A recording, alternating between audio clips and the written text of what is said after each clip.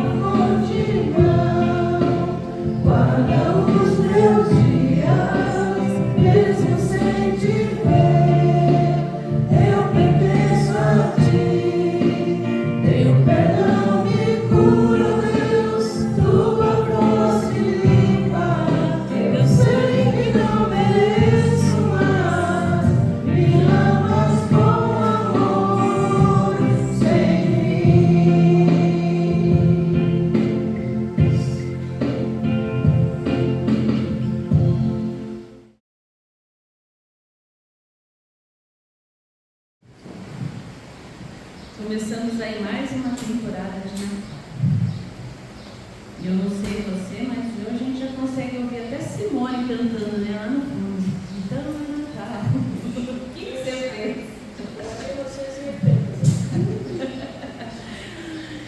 Mas eu queria convidar você a um exercício de imaginação diferente. Imagine o próximo ano, 2026, sem Natal. Como seria viver se não houvesse Natal? E aqui, eu não estou falando da festa de fim de ano, né? Daquela coisa, né? Tem família que celebra no dia 24, tem família que celebra no dia 25, que a casa está cheia de gente, né? A mesa está posta, tem comida aí para uma semana em 2 dias, né?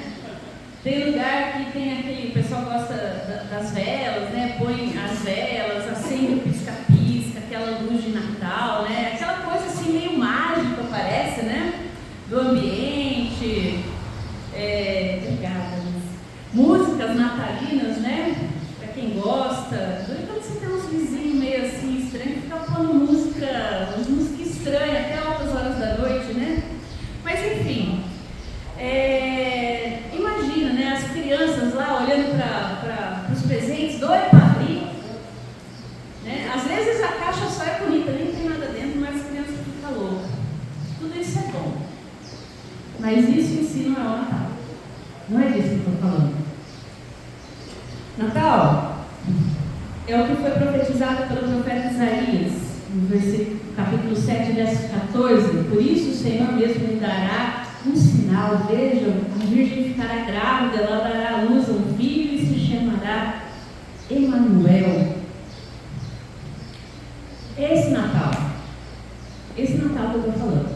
Imagina 2026 sem esse Natal profetizado por Isaías no capítulo 9, onde se lê: pois um menino nos nasceu, um filho nos foi dado. O governo estará sobre os seus ombros e ele será chamado de maravilhoso conselheiro, Deus poderoso, Pai eterno e príncipe da paz. Seu governo e sua paz jamais terão fim. Reinará com imparcialidade e justiça no trono de Davi para todo sempre. O zelo do Senhor dos exércitos fará que isso aconteça. Isso é Natal. Jesus é o Natal. Nas palavras de Lucas 2:10, o anjo, porém, lhes disse aos pastores de Belém: não temais, eis aqui vos trago boa nova de grande alegria, que o será para todo o povo. É que hoje vos nasceu na cidade de Davi o Salvador, que é Cristo, o Senhor.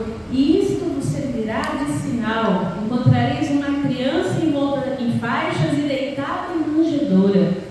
E subitamente apareceu um anjo com a multidão da milícia celestial, louvando a Deus e dizendo: glória a Deus nas alturas e paz na terra entre os homens, a quem Deus quer bem. Isso é Natal. Mas imagine um mundo sem isso, sem este Natal. Como seria viver num mundo assim? E aí, Isaías nos mostra isso. Nos capítulos 7, 8 e 10, a gente tem um vislumbre do caos que seria viver se Jesus não tivesse nascido. Sem Natal, sem Cristo, fazendo o que não queremos fazer, mas fazendo aquilo que parece interessante aos nossos olhos, desobedecendo a Deus, vivendo a serviço do pecado, num mundo de sofrimento, sem qualquer compensação ou esperança, sem possibilidade de endireitar as veredas, escravizados pela distorção de coisas boas e belas no mundo criado por Deus, atraídos e arrastados pelo pecado, sedados, presos do inimigo, o príncipe desse mundo sem Deus. Assim é viver sem Natal, sem esperança, sem salvação. A missão que pesava sobre os ombros, né, do profeta Isaías era de declarar a enorme necessidade que o povo tem de salvação, tanto Israel como as nações, e ao mesmo tempo revelar que o tão grande amor de Deus previsionaria essa salvação para a redenção e a restauração do seu povo, que está na vida, na obra de Jesus, o Cristo, o Messias, que você pode ver depois em Isaías 53. Os pecados de Israel e Judá, o povo de Deus, manifestavam-se em forma de orgulho, depravação moral, corrupção política, injustiça social, idolatria, toda espécie de religião e fé nos conchavos com as nações pagãs, a Síria, por exemplo, naquela época.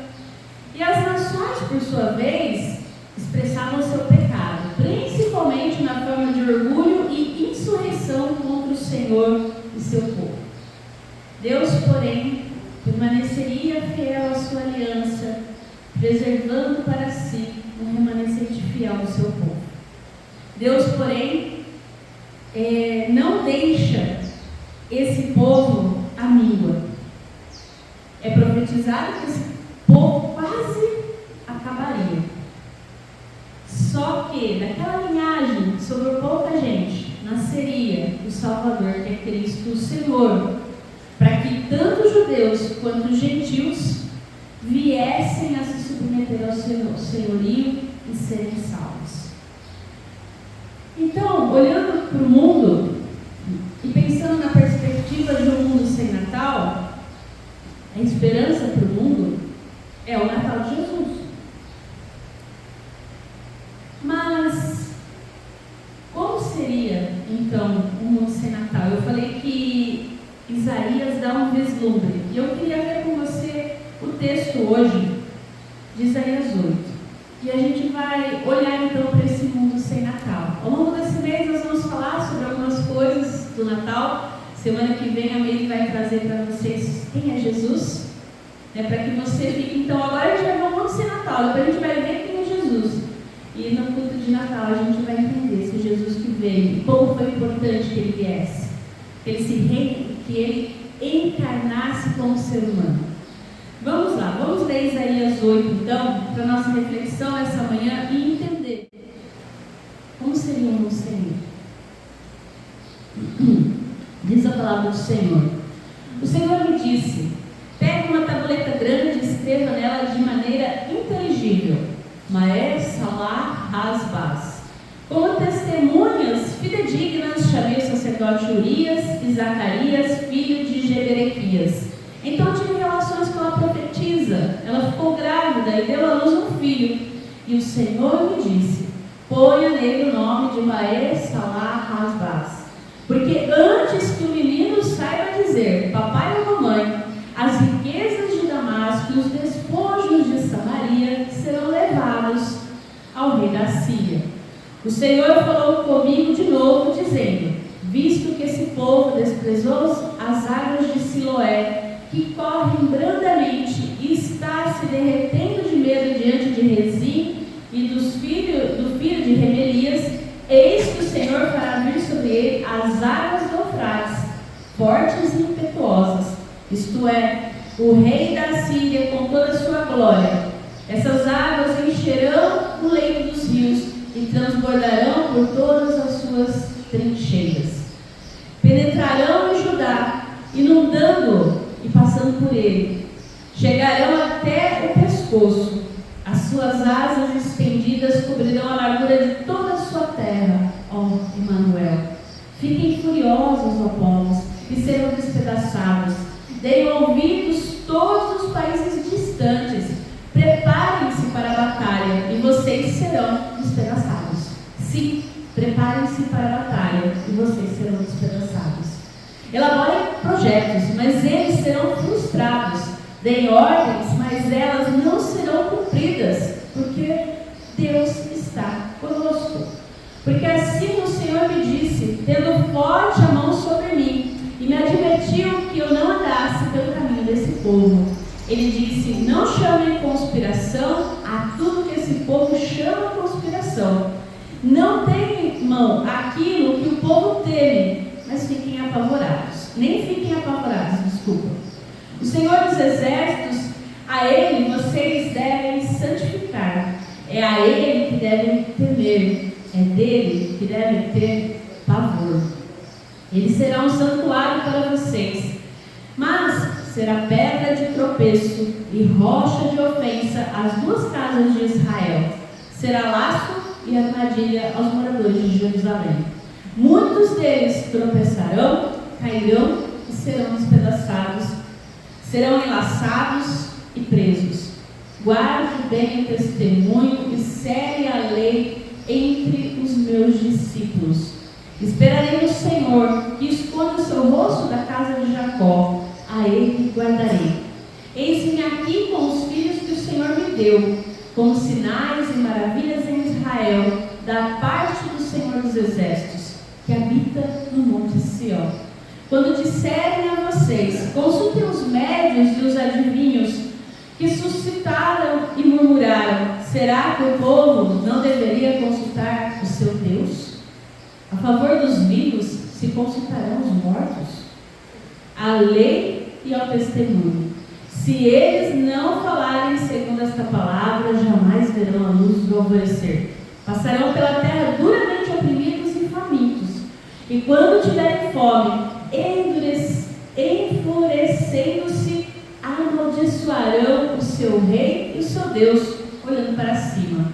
Olharão para a terra, e eis aí angústia, escuridão e sombras de ansiedade, e serão lançados em densas trevas.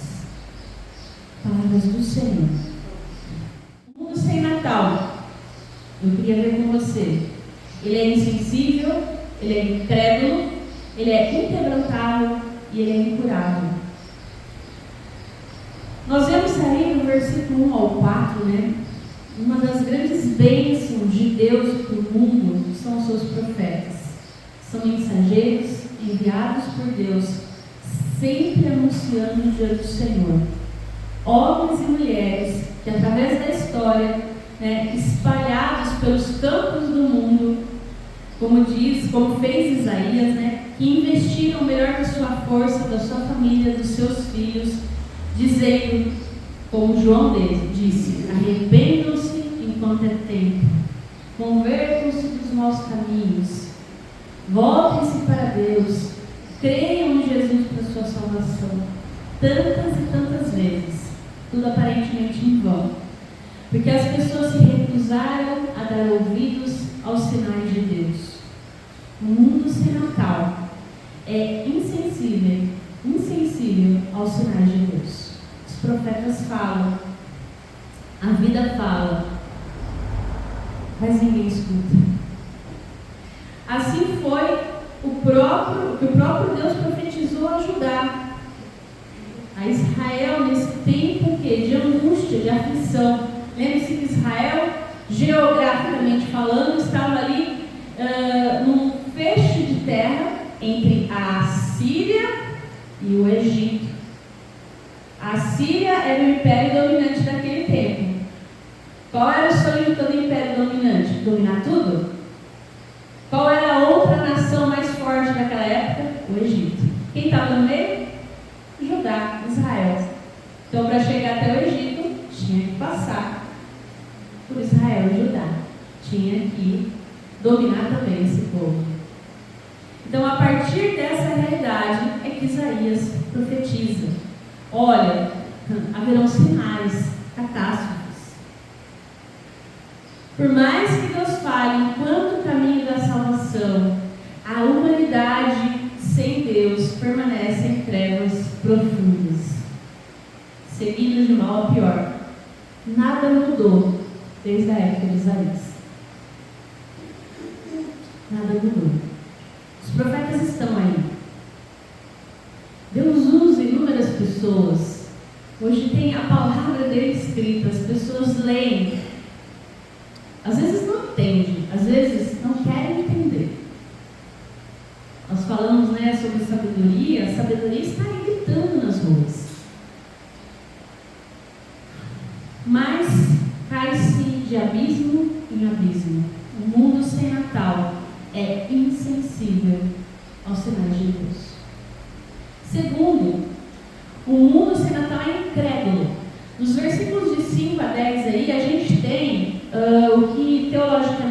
chama de Aliança Pró-Assíria em Judá. Como é que funciona isso, né?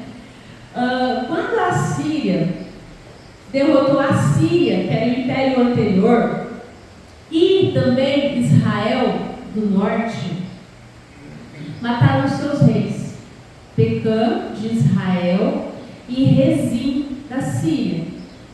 E aí essas vitórias pareciam provar que era interessante para Judá fazer uma aliança com a Síria, porque afinal, se a Síria conseguiu derrotar esses dois reinos fortes, o que vai fazer com a gente? Vai acabar com a gente. Judá era menor que Israel. Lembre-se que Judá era a junção então de Judá e Benjamim, alguns levitas. Israel eram as outras 10 tribos, ficava mais ao norte. E aí quando a Samaria, que era a capital de Israel, cai, Judá fica desesperado. Vamos se juntar com quem está ganhando. Justo, né? Então Judá escolhe seguir confiando no grande rei da Síria. O que eles não percebiam, que o profeta fala aí, que esse rio caudaloso, então esse reino que parecia ser tão forte, se tornaria uma inundação quando a Síria viesse e destruísse definitivamente Israel e devastasse Judá para chegar no Egito. Deus ofereceu paz para o seu povo, mas na incredulidade eles optaram pela guerra. Eles estavam sendo guiados pelo que viam e não pela fé. Mas presta atenção aqui, ó. Isaías não viu uma vitória permanente do exército invasor. É isso que ele fala do 9 ao 10. Eu até deixei aqui aberto, ele fala assim, ó, reúnam-se povos, mas fiquem com medo. Escutem todos os países distantes, preparem-se para a guerra, mas vocês serão o quê? Derrotados. Preparem-se para a guerra, mas vocês serão derrotados. Façam planos, mas eles não vão dar certo. Resolvam o que quiserem, mas isso fracassará. Porque afinal, os assírios estavam entrando na terra de Emanuel. Deus estava com o seu povo e libertaria eles por causa do quê? Por causa do povo? Não, por causa do seu amor. A Síria, ela poderia planejar a sua estratégia, ela podia fazer o melhor, ela tinha o melhor, mas Deus frustraria todos os seus movimentos. O exército de Senaqueribe, que era o rei da Síria, de fato, ele acampou em torno de Jerusalém, certos da vitória. Mas, sabe o que aconteceu? Deus derrotou eles num único golpe. Olha lá em Isaías 37. Eu não vou ler o texto todo, até porque o capítulo é longo, mas, se você prestar atenção e ler, está lá os assírios ameaçando, está lá Deus falando, e o rei Ezequias pede o quê? Pede para Deus direção. E os assírios são derrotados. Eles tinham tudo para ganhar. Tudo. Mas não. Porque o mundo senatorial é incrédulo. O povo que se diz povo de Deus, que aqui no caso eram os israelitas, recusaram ouvir e confiar em Deus. Enquanto os outros povos resistem em temer e se curvar diante do poder único e soberano do Todo-Poderoso, a gente como povo, a gente precisa andar de fé em fé. Nós dizemos que nós cremos, nós precisamos buscar. Foi isso que Judá fez, por isso que Judá permaneceu e Israel não. O povo que se diz é o povo de Deus também. Então, nesse sentido, o Natal, o mundo ocidental, ele é incrédulo. Ele ouve, mas ele não acredita. É lindo assistir filmes, né? A magia do Natal, né? Tudo assim se transforma, é bonito. Mas sem Jesus é uma beleza falsa. acaba no dia 26. Terceiro, o mundo sem Natal é inquebrantável. Olha os versos de 11 a 15. É a advertência de Deus ao povo através do profeta Isaías, para que não seguisse a maioria, que não apoiasse no popular partido pró-Assíria. Todo mundo falava, é o melhor partido, a gente tem que ir, porque os assírios são fortes, porque eles são bons. O que o profeta fala? Confie em Deus, não nos homens. Apesar da sua posição ser vista como traição, Isaías era visto como traidor, porque ele se opunha a todas as alianças estrangeiras. E ele chamava o povo a depositar sua fé em Deus e não nas pessoas. De um lado, os líderes, judeus, eles seguiam perguntando, é popular? É seguro? Do outro, o profeta permanecia reafirmando, isso está certo? Isso é vontade de Deus? A gente precisa sempre questionar. Senhor, não há por que temer pessoas e circunstâncias se a gente estiver diante de Deus. Se você olhar 1 Pedro 3, 14 e 15, Pedro está fazendo uma referência a esse texto, ele fala lá assim, mas ainda que sofram por fazer o que é certo, vocês serão abençoados. Portanto, não se preocupe e não tenham medo de ameaças. Em vez disso, consagrem a Cristo como o Senhor da sua vida. E se alguém lhes perguntar a respeito da sua esperança, estejam prontos, sempre preparados para explicá-lo.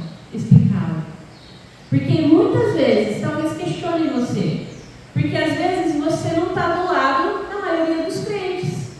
Ah, mas esse é a melhor pessoa. Com certeza, isso é a melhor coisa a se fazer. Será? Será? A gente precisa se questionar, tanto de um lado quanto de outro. Isso eu falo politicamente, ideologicamente, relacionalmente. É importante. Isaías comparou o Senhor a uma rocha que é refúgio seguro para os crentes, mas ao mesmo tempo, armadilha, pedra de tropeço para aqueles que inquebrantáveis rebelam-se contra ele.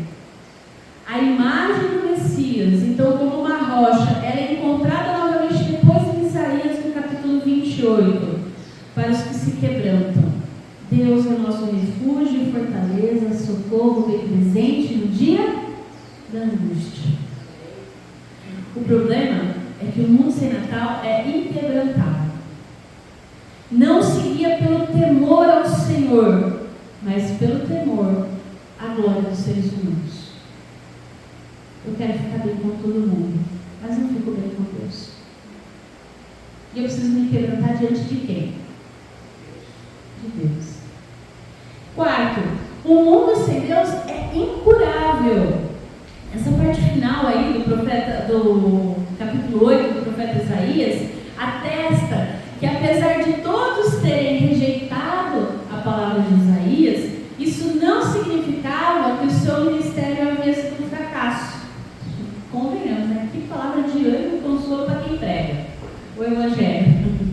Porque os verdadeiros discípulos do Senhor receberam a palavra de Deus e a valorizaram no seu coração.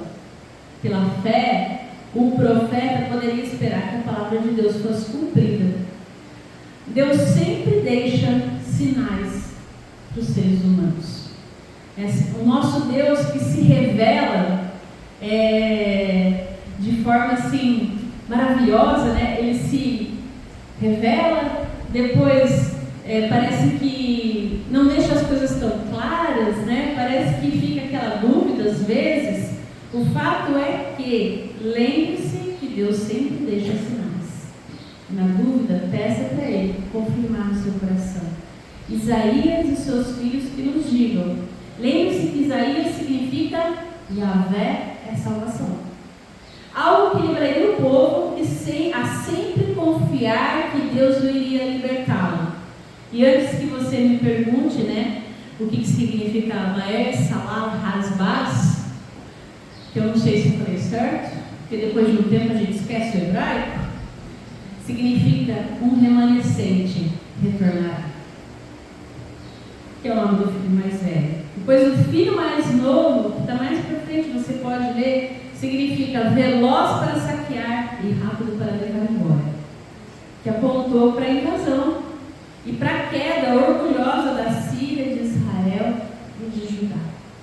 O problema é que em tempos de crise, em vez de voltar para Deus em busca de sabedoria, o povo faz o quê? Consulta demônios, que é o que está aí no verso 19. Algumas pessoas vão pedir que vocês consultem os adivinhos, os médios, e cochichem e falem baixinho. Essas pessoas dirão, precisamos receber mensagens dos espíritos, precisamos consultar os mortos em favor dos vivos. Mas vocês respondam assim: o que devemos fazer é consultar a lei e os ensinamentos de Deus. O que os médios dizem não tem valor nenhum. É sério isso. Porque agora, que é fim de ano, é um monte de consulta, né? É Márcia Sensitiva. Eu estava no shopping esses dias, eu olhei lá e falei, não acredito no que eu estou vendo. Aquela loja da roupa, né? Até as calcinhas coloridas da Márcia Sensitiva. Eu falei, não. Mas é isso. É uma procura desenfreada. Por quê? Por coisa que eu quero ouvir. Eu quero ouvir que tudo vai dar certo. A gente almeja isso, a gente espera, né? Eu quero ouvir que, olha, se eu vestir amarelo no ano novo, eu vou ter dinheiro. Ah, mas se eu realmente jogar na Mega da Virada, a minha vida vai mudar. Ah, não pode... como é que eu ouvi outro dia no mercado? A moça falou pra mim, do frango, não pode comer frango no ano novo que anda, que cisca para trás. Pensei comigo, socorro Deus. Eu vou comer o que o meu dinheiro deve comprar e agradecer porque Deus tem provido. Mas é um monte de pequenas superstições que a gente até às vezes não percebe, mas a gente executa. Às vezes inconscientemente. E às vezes conscientemente sim. Porque no fundo, se a gente deposita a nossa confiança nessas coisas, a gente não está confiando que Deus é capaz de prover. Que a salvação dele é garantida. Ontem eu conversava com um presbítero e ele me falava, né, que o que mais assustou ele em algumas declarações, né, da igreja, das pessoas em conversas informais, foi a falta da certeza da salvação. Então, como é possível viver assim? Porque a gente vem aqui e prega todo domingo que não depende do que a gente faz, depende do que Cristo fez, que a obra de Cristo foi perfeita em si mesmo, que Ele nos deu a salvação. Mas a gente vive durante a semana achando que se a gente andar certo, se a gente não desviar nem para a direita nem para a esquerda, se a gente fizer uma boa obra, se a gente morrer amanhã, automaticamente a gente vai estar no paraíso porque a gente fez tudo certo. Ou porque a gente é professor, enfim, né? Sempre tem aquelas piadinhas, né? Eu vi esses dias uma sketch que a pessoa era Uber, né? E chega na porta do seu, você era Uber? Pode entrar. Então, assim, a gente acaba crendo no discurso do mundo e não vive a nossa fé cotidianamente, tendo a convicção de que em Cristo nós estamos curados, não por causa do que a gente fez, mas por causa do que Ele fez. Então, para pensar. A palavra de Deus é a única luz confiável nas trevas desse mundo. E Ele diz que Ele nos salva. Isaías é Deus é a salvação, né? Yahvé é a salvação. Yahvé é o nome de Deus, né? Então, o mundo sem Natal é incurável, porque ele insiste em ouvir outras vozes. O coração, as pessoas, as ideologias, os políticos. Porque se eu votar no Lula, eu estou salvo. Se eu votar no Bolsonaro, eu estou salvo. A gente fica polarizando essa discussão, esquecendo que quem salva é Jesus. Que não é em quem a gente acredita, não é a nossa concepção política.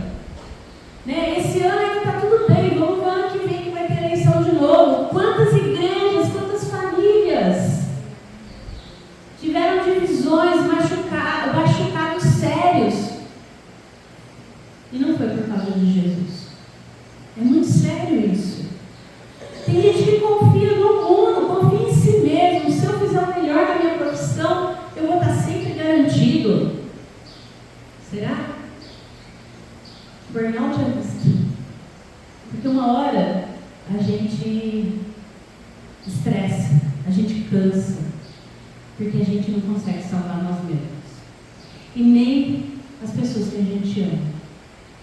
Então, em Isaías, mais à frente, a gente sabe que a justiça, a justa condenação do Senhor, ela foi derramada sobre Israel, porque o povo se recusou em buscar o Senhor, né, porque agiram com orgulho, porque distorceram a palavra de Deus, foram hipócritas, foram perversos, mentiram em nome do Senhor, agiram com injustiça e muito mais. Já a Síria, por não se ver como instrumento de Deus sobre Israel, por se orgulhar, por se envaidecer diante do Senhor, também caiu no julgamento divino. Depois pode ler Isaías 10. Algumas nações funcionavam para Israel como instrumento de Deus para correção. O povo não foi corrigido, falhou. Israel acabou. Lembre-se, eu já comentei várias vezes, a Síria foi o império mais cruel das dominações que Israel poderia ter. Eles pegavam uma família e dividiam essa família. A mãe ia para um lado, o pai ia para o outro, o filho ia para o outro, ou a filha ia para o outro. Ninguém nunca mais recebeu. Por isso que não existe hoje remanescente de Israel, só de Judá. Por quê? Deixou-se. A Samaria, que era a capital, recebeu gente de outros lugares do Império Assírio. E por isso, uma grande má interpretação dos conceitos bíblicos do Antigo Testamento. Por isso que esse povo sumiu. E Judá quase foi junto. Só que aí veio outro império, veio depois os sírios, assírios, babilônicos.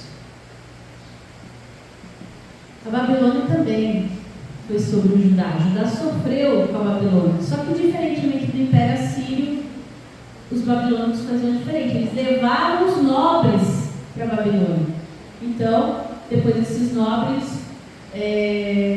foram libertos pelo rei Sírio e puderam voltar para a terra. Por isso que Judá, vamos pensar assim, ainda existe um remanescente hoje, né? Judeus em Israel, concepção assim como povo, por causa das dominações diferentes. Mas aqui a gente está diante do império que é cruel. O mundo sem Natal é incurável.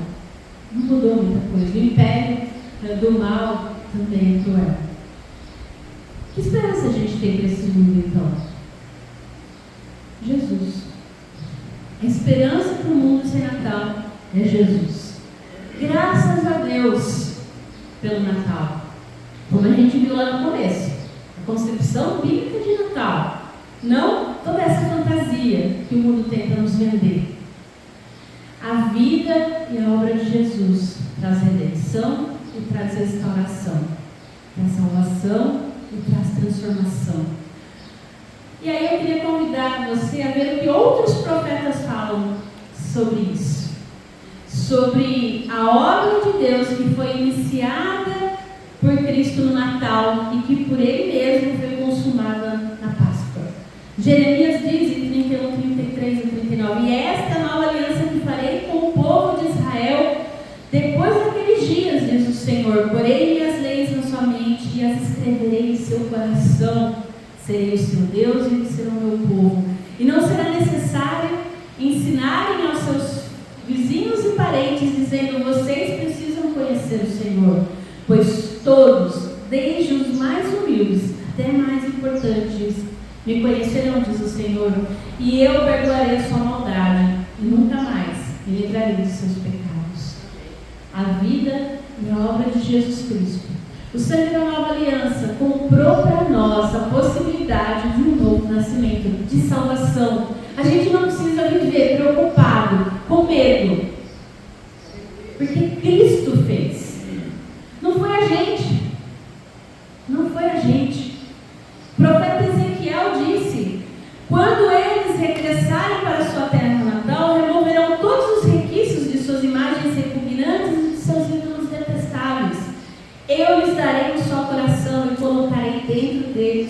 novo espírito. Renovarei seu coração de pedra e lhes darei um coração de carne, para que obedeçam os meus decretos e estatutos.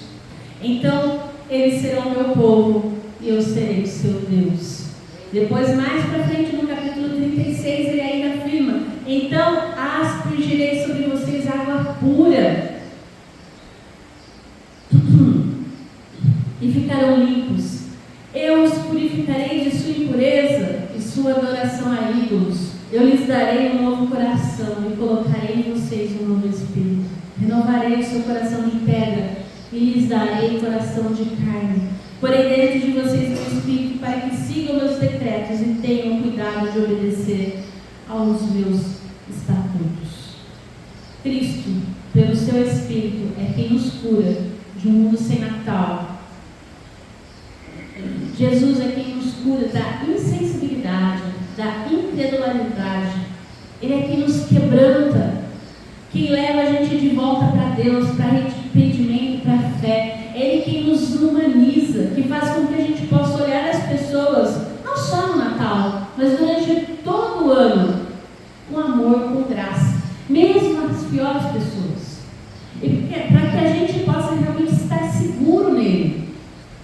Isaías, mais para frente, profetizando esperança ao povo na iminência do ataque à Síria e do cativeiro babilônico que se seguiria, declarou isso: naquele dia, o remanescente de Israel, os sobreviventes da família de Jacó, não dependerão mais de aliados que procuram destruí-los. Confiarão fielmente no Senhor, o Santo de Israel. O remanescente voltará sim. O remanescente de Jacó voltará para Deus poderoso. O mundo de fato vive como se não existisse Natal, apesar de celebrá-lo todos os anos, ou melhor, festejá-lo. É diferente.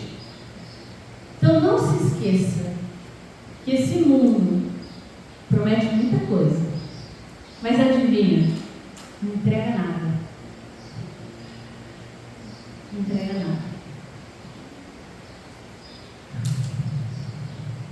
Nosso Deus promete só a salvação e entrega todo o resto. Que a gente possa estar sensíveis à voz de Deus, que nós possamos crer no Senhor, que nós possamos estar quebrantados na sua presença e que assim possamos ser curados de toda dor.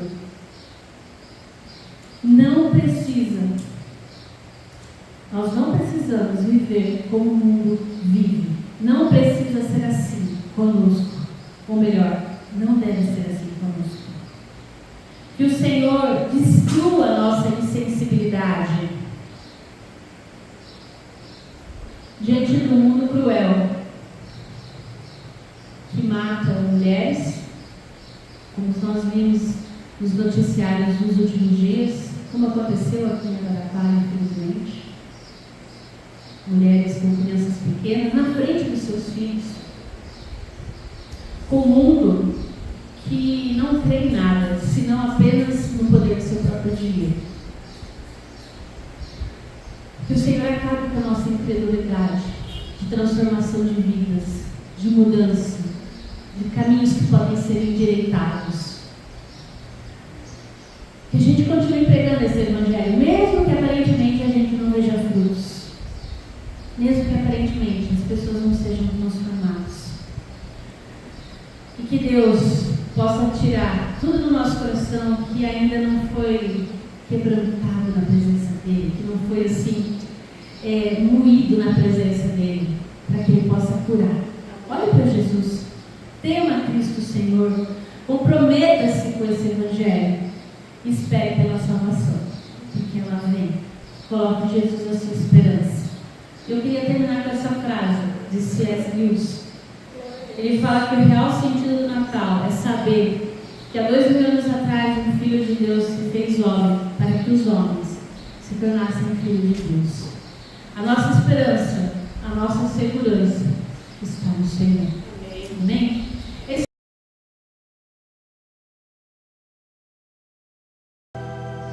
A ceia do Senhor.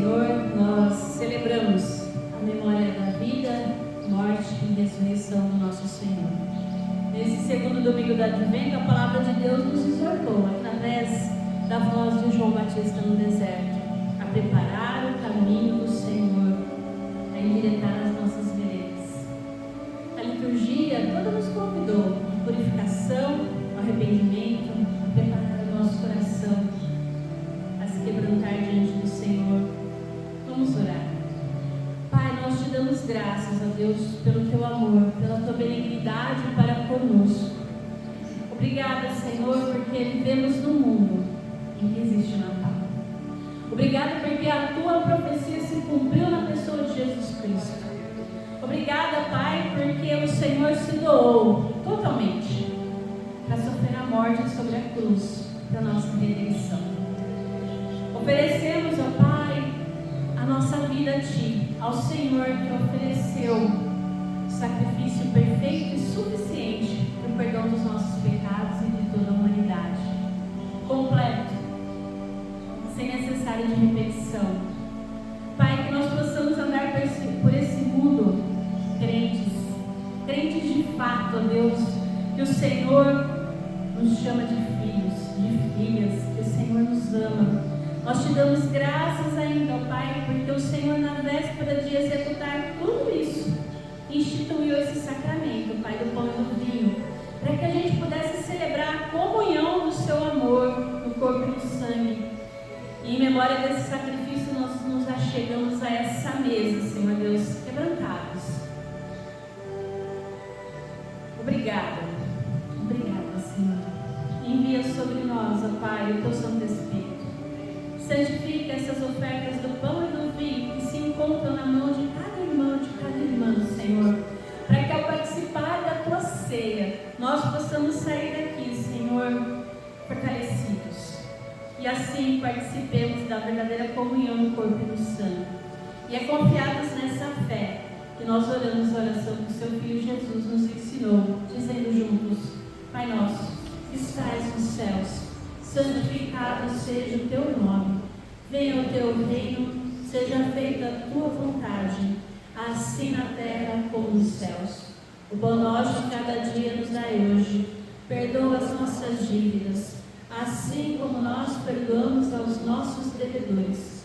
E não nos deixes cair em tentação, mas livra-nos do mal, pois teu é o reino, o poder e a glória para sempre.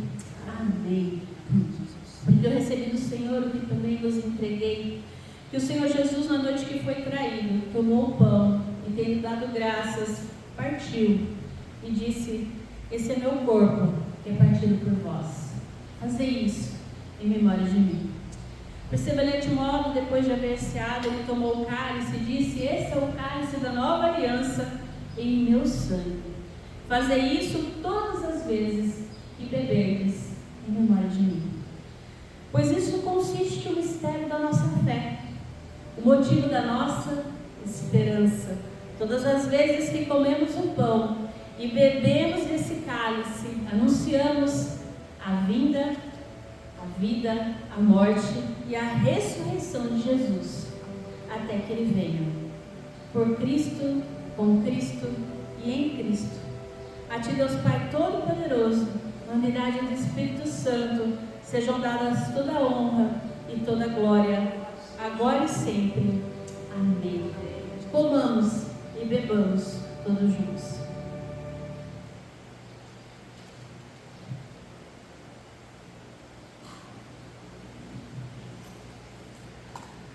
Obrigada, Senhor, porque o pão que partimos é a comunhão do corpo de Cristo. Obrigada porque o cálice que abençoamos é a comunhão do sangue de Cristo. Nós te damos graças, Pai, de todo o coração, porque até aqui o Senhor tem estado conosco. Obrigada por esse sacramento da Eucaristia, Senhor, pela Tua presença viva e real no nosso meio nessa hora. Que os nossos corações saiam daqui, Senhor, certos da Tua salvação. Que esse medo não nos assombre. Que nós possamos andar por esse mundo, sabendo que em Ti, Senhor, nós temos esperança. Que a nossa segurança está no Senhor. Que a nossa alma cante, Senhor Deus, mesmo nos dias mais difíceis.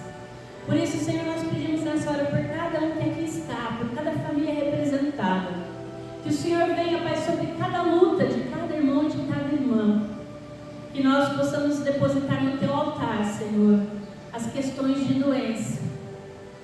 Vem, Senhor, sobre a vida do Roberto, sobre a sua saúde. Louvamos o Teu nome também pelo aniversário dele ontem. Agradecemos, ó Pai, porque até aqui o Senhor tem sustentado ele. Pedimos também, Senhor, por outros irmãos que têm estado doentes, dificultando a vinda à igreja. Clamamos a Ti pela saúde da Dalva, Deus. Pedimos também pelas irmãs do Conte Comigo, pela Dora, Deus, por cada um que tem apresentado, Senhor Deus, doenças e dificuldade, medo, insegurança. Que nós possamos buscar no Senhor, Pai, a cura para a nossa alma, para o nosso coração. E que o Senhor direcione, Pai, a mão dos médicos, ao qual o Senhor proveu, para que cuidasse de nós. Pedimos, ó Deus, também por aqueles que têm enfrentado problemas de relacionamento na sua vida profissional, no seu casamento. Vem, Senhor Deus, com direcionamento, com sabedoria. Vem com quebrantamento, Senhor. Pedimos por aqueles que têm enfrentado problemas financeiros, ó Deus, por aqueles, ó Pai, que têm andado distante de Ti, também ser misericordioso, Pai. Que nós não nos cansemos de pregar o Teu Evangelho também para os perdidos, para aqueles que não Te conhecem. Fortalece a Tua igreja, Senhor, nesse momento, cada um que aqui está, Senhor. Que nós possamos sair daqui certos do Teu amor e do Teu cuidado para conosco, ó Deus. Fortalecidos e renovados para mais uma semana, para a honra e glória do Seu nome, Senhor. Louvado seja o Senhor, porque até aqui está conosco. Obrigada, Pai, porque o Senhor nos chama de filhos, de filhas. Nós Te bendizemos e nós Te adoramos em nome de Jesus. Amém. Meus irmãos, recebam a bênção. Que a graça do Senhor Jesus Cristo, o amor de Deus Pai, a comunhão do Espírito Santo sejam sobre todos. E assim abençoe-os o Deus Todo-Poderoso, Pai, Filho e Espírito Santo, hoje e sempre. Amém.